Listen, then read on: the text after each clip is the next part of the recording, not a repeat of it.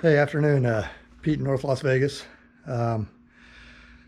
Update to the 71 Camaro hinges. I got my new OER hinges. This is the factory original down here.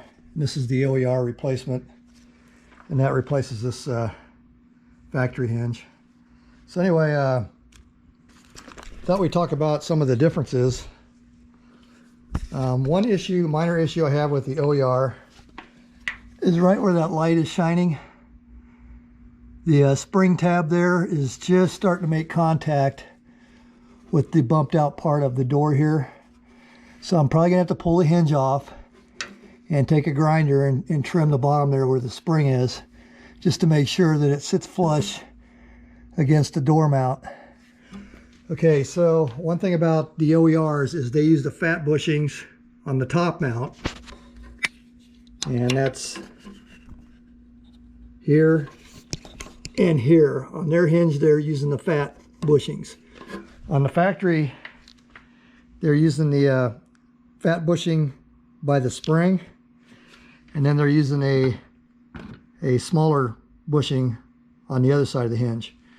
So here would be the difference. Okay, so on the factory hinge, this is what they're using a fat bushing with knurling and a smooth, smaller bushing. So this OER rebuild kit kind of matches what is OEM, but the actual hinge itself from OER uses the fat bushings both top and bottom. So maybe that'll make a slight difference. I don't know. Some of the things also about the OER, it's got this nickel wash finish. It's going to make it a little more difficult to paint. But you can see that some of the bends, let me get it over here where I can show the differences a little better. If you look at some of the bends, they're closer to 90 degrees. They're straighter on the old OEM. And you can see where that's tweaked in a little bit for some reason. But if you look at some of the OER bends, you can see that maybe not quite as straight as they could be. Okay, so this is the spring and detent side hinge. And as far as that goes, it's tight. The door opens and closes fine, everything lined up. My door gaps are flush, everything is as good as it can be. And you can see the gaps here on the factory, and it gets tight here in the middle, and then it opens up again here at the top. There's nothing I can do about that really, unless I want to start doing body work. Now what the factory did is there was a chrome trim piece that went right here. And when you get down here, you can see where the chrome piece used to go. Like they pulled it all the way in to the edge, as far as they could on the door skin. And then up here, they popped the chrome piece out. So that's how they cheated a little bit back then and made the door gap look a little straighter. Okay, bottom hinge. This is OER, and this is the factory down here. Now you can see the stops on the factory. These are the stop tabs. They hit this pin back here, and this is the factory hinge. And OER does not have that pin. What they did was they stamped the stops on the housing itself, so that when the hinge comes around, it's going to hit those stops right there.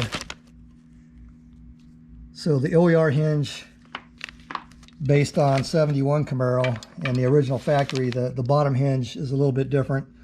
The bottom hinge uses the same size bushings, top and bottom. The smaller, smooth bushings that do not have the knurling.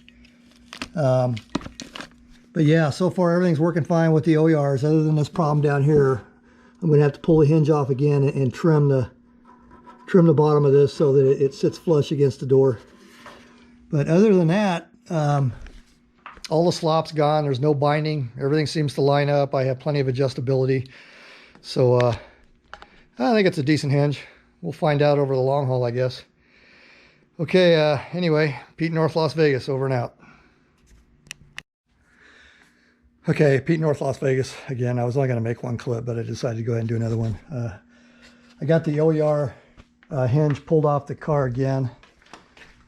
And in the first video clip, this is the part here that was just hanging down to where it was just going to barely interfere. There was still a little bit of clearance, but if I had to adjust the door up and down about 1/16 of an inch, this was going to interfere. So I'm going to take my Dremel and just trim that corner off where I put the red mark. And then that way there won't be any interference or any possibility of any interference. Okay, let's get started.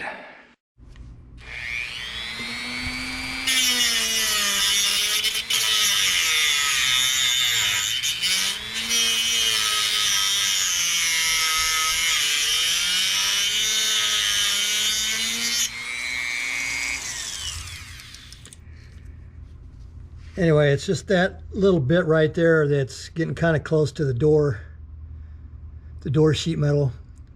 So I'm just going to trim it off, and then I'm going to take this file and clean it up, and that'll take care of that problem. Like I said, other than that, I think this is a pretty decent hinge. It's just, you know, a minor little fitment issue.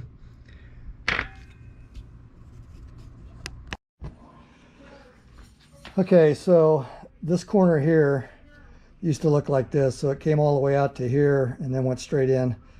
So just that little bit there is going to give me clearance on the door. Whatever the steel is, it's pretty decent quality, because this file is in pretty good shape, and it just kind of wants to skate across the metal a little bit, even where I ground. I thought maybe it was the plating, but no, it's tough stuff, whatever it is. So thought I'd clean it up with a file, and it's pretty tough stuff. Okay, so that's after we ground off that little bit right there. And now I've got plenty of clearance, and I probably got almost 1/8, maybe 1/4 inch to move this hinge up and down if I ever need to. But anyway, we're good. So I'm just going to go ahead and trim the other one too, because I'm going to assume that it has a similar problem. Pretty sure that it does. So here's the other new one. And so I'm going to have to trim the corner or corners. And all right, so the hinges are good. Once again, Pete, North Las Vegas, over and out.